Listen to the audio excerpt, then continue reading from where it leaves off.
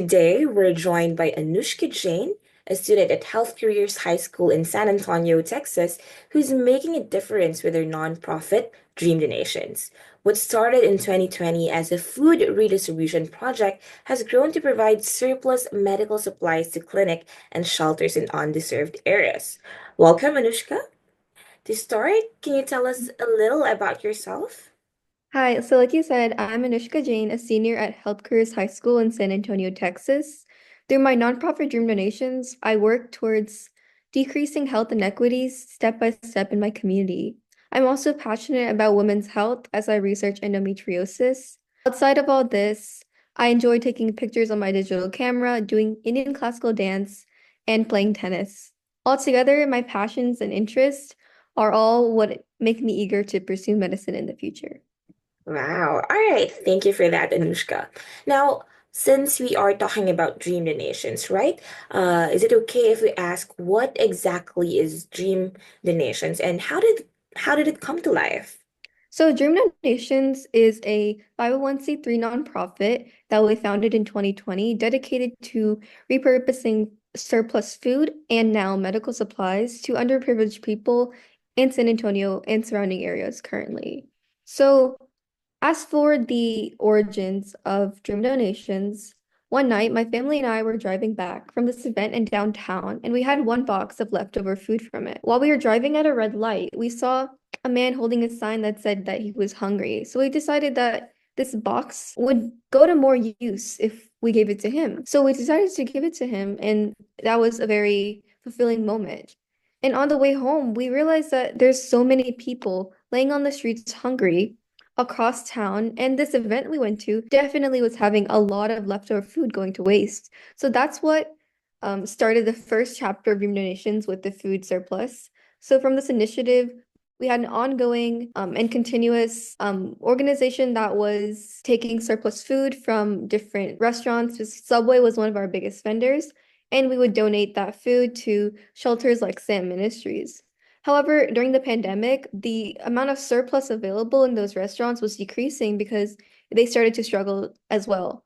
So we started to do some fundraising in order to support them as well as support our initiative too. Fast forward to now, we have started to convert to more supplying surplus medical supplies, and that was stimulated by a conversation with Dr. Jay Shah, a wound care specialist in our area. He was mentioning that a lot of times patients are being they are prescribed maybe like 3 months of supplies for wound care when they only really need 1 month to heal their wounds completely. So this 2 months of supply is just going to waste in a way. So to solve this issue, and there's still a lot of people in our city itself that are lacking these issues. So we decided to start another branch of Dream Donations where we took these surplus medical supplies and donated them to people in need to recirculate what is already in our community and to reduce wastage. So that's where we are right now. Wow, wow, what an interesting story. Okay, so I was just imagining while listening to you, Anushka, right? It would have been not that easy to actually start this level of initiative, the level of impact that you have right now. What would you say was the most difficult aspect of kickstarting this kind of initiative? The most difficult thing I would say was just the level of uncertainty we had that it would actually work because um we were able to connect with a lot of these bigger clinics and hospitals with Dr. Jay Shah's help, and they were willing to give us donations. But the real issue was those patient excesses, and getting access to those was, we weren't sure if that would occur because with me, I can't directly go and contact every patient that has a wound excess in their home. I have to go through the clinics and organizations and contact them and just kind of take my foot off the gas. So it was a little bit difficult to understand if it would actually be feasible to implement in our society. All right, thank you for that. Now, can you tell us who the beneficiaries and how Dream Donations has impacted the community of those you've served? Like, who are your beneficiaries and what were your impact stories? So our beneficiaries are shelters and nonprofit clinics that serve different underserved peoples in San Antonio. Our main beneficiaries right now are Corazon Ministries, Seed and Home, SAM Ministries, Yanawana Herbolarios, and the Bear Area Harm Reduction Coalition. So it's a variety of different organizations that we donate to. And I feel like my work in the to these beneficiaries has really been decreasing that resource gap between people in the medical community of San Antonio. We donated thousands of dollars worth of supplies to these shelters in my county and continue to do more and expand our initiatives. Wow, that's incredible. Now, I was just wondering because you're also collecting medical supplies, right? As you've mentioned.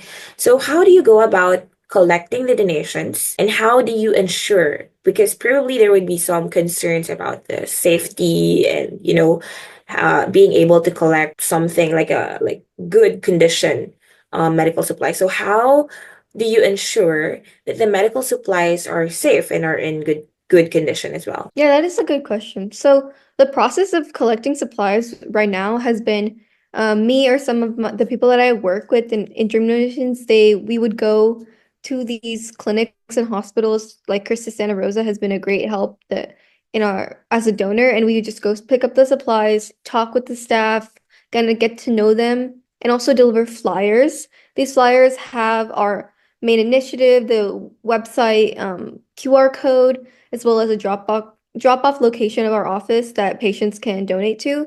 So that's how we have been collecting donations through those clinics who would receive surpluses for us from their patients or if they had anything in excess.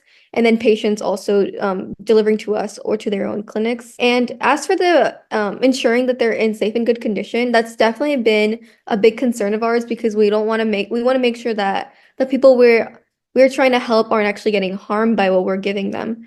So we also, on our flyer, we made sure to specifically say that we only accept unused or unopened supplies. And we mostly take generic supplies that aren't prescribed, so there isn't much that like can go wrong with them. And we would always do a check before we do any donations to make sure if that there's anything opened, we would just discard that before giving it to anyone.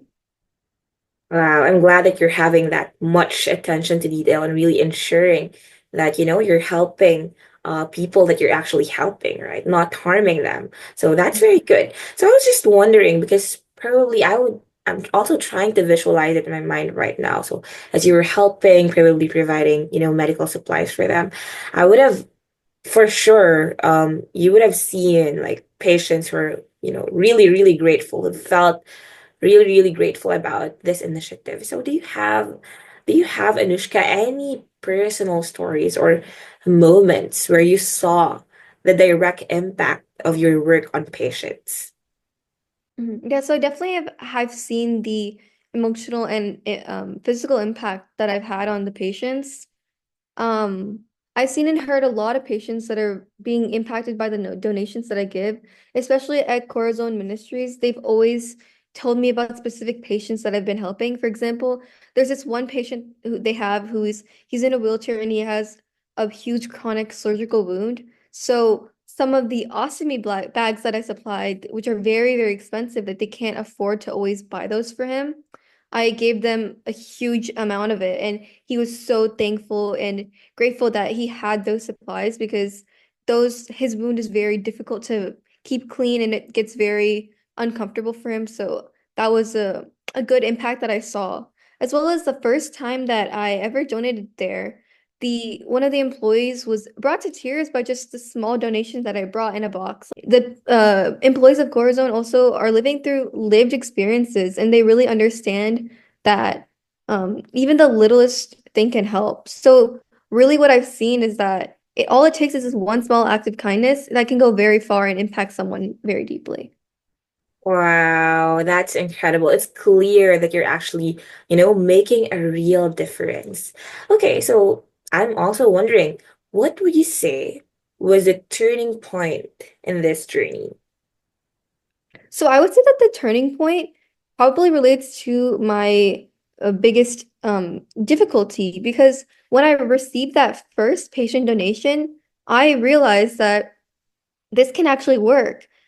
I know I'd been receiving donations from those clinics, but that kind of has a limit to it. But when I saw that those patients started to reach out to me and actually they actually did care about the initiative and they were willing to make the drive or pick up the phone and do something about the supplies they had. It really showed me that I understood that this initiative isn't just me that cares or my team that cares. It's really everyone does care about what I'm doing, and I can rely on the community for support.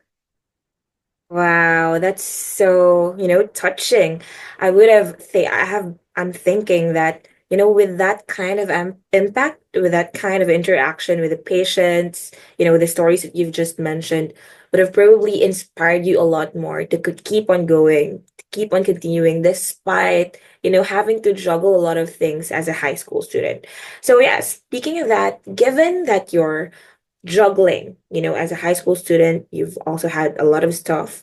And also, given that you might really need some guidance on this level of initiative, this is such a huge initiative. So, who has been your biggest support throughout this journey?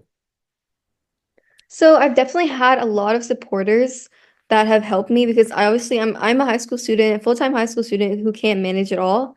I would say my parents had helped me a lot. They've helped me with outreach. They've helped me with connecting with the media, making the flyers and web design as well as collections of the actual runs. And additionally, Dr. Jay Shah has been a huge mentor. Without him, I wouldn't have been able to connect with any of those donors. And lastly, I have two more board members, Mr. Ricky Burks and Mr. Craig Hopkins, and they have been very helpful with me planning the legal aspects of the nonprofit and finding more donors and recipients. Wow, I'm glad that you're receiving a lot of support because this cause is really worthy of that level of support. Okay, so now kind of looking ahead, what's your vision for the future of Dream Donations? Because this is really making an impact. So where do you think it's going for the next few years? So in the next year, I aim to connect with about at least 20 donors and recipient partners and create a mobile app that would connect these donors and recipients directly so that I don't have to directly mediate everything right as I am now because I want this initiative to continue to expand to levels greater than I can take it by my hand. So I want to make sure that it can be sustainable on its own.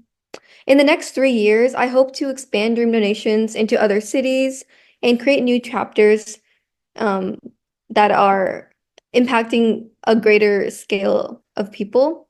And eventually, in my future goal, I know it's a reach, but I'm very passionate about what I'm doing. So my future goal would be to make it a global initiative and have connections between states, between countries, and anyone who supports this initiative around the world.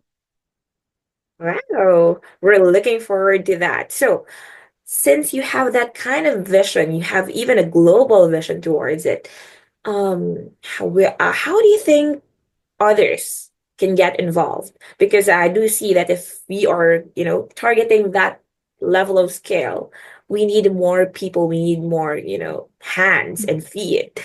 So, yeah, how can others get involved? Whether would that be through donations or through spreading the word? Yeah, no. How would they get involved, Anushka? So other people can definitely get involved in many ways, whether it be simply spreading the words or connecting to donors. Obviously, just talking about it and making other people aware is a huge aspect. But there's also another thing I wanted to mention. Another way that I would like to collect supplies in a more convenient fashion would be to create public drop boxes at community centers, religious locations, or public places so that people don't always have to go out of their way to donate supplies. And so if the viewers have any ideas of where I could establish these or how I could do that, that would be very helpful just to um, make my scope of donors a little wider. All right. Okay. So before we end, Anushka, we've had a pretty amazing discussion, and I personally got inspired with your initiative, and I'm pretty sure a lot of people want to help more. So later on, probably I can ask you details and stuff where people can donate and all that. But really, before we end, what is that one piece of advice that you would give to someone who wants to make a difference in their community but doesn't know where to start?